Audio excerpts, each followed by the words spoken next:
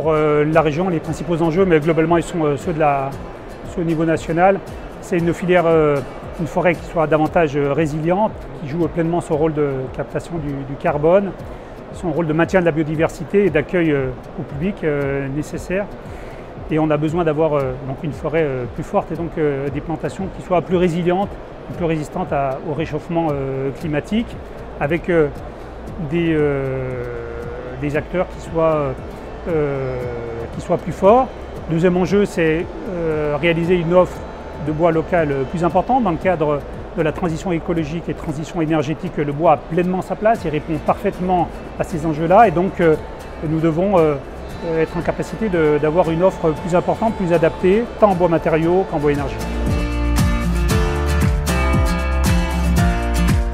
Alors Fibor rassemble l'ensemble et fédère l'ensemble des acteurs de la filière forêt-bois, de l'amont à l'aval, et donc il intervient sur l'ensemble des sujets, aux côtés des structures professionnelles et sur le premier lieu. Donc on est à côté dans le cadre du plan de relance d'ailleurs pour que soit replantée une forêt qui soit davantage résiliente, donc en lien avec les acteurs de la première transformation des forestiers.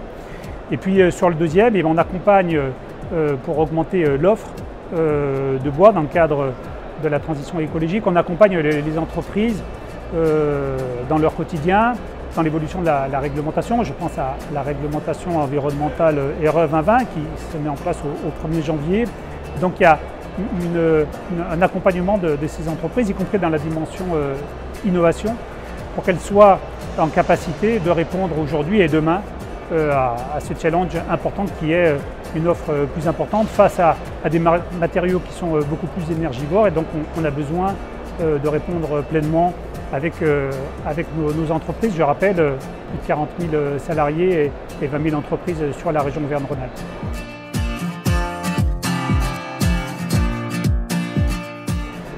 Post-Covid, y compris avec le conflit aux portes de l'Europe, on a mesuré la demande de bois local qui est importante, et on a le devoir d'avoir une réponse qui soit forte, à la fois plus importante et plus adaptée.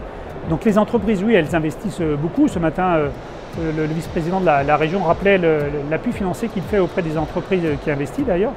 Et donc les entreprises investissent beaucoup et ont investi beaucoup ces dernières années. Elles ont des projets, et c'est l'occasion avec ce salon Eurobois que l'ensemble des acteurs se réunissent et concrétisent, se projettent et concrétisent leurs projets.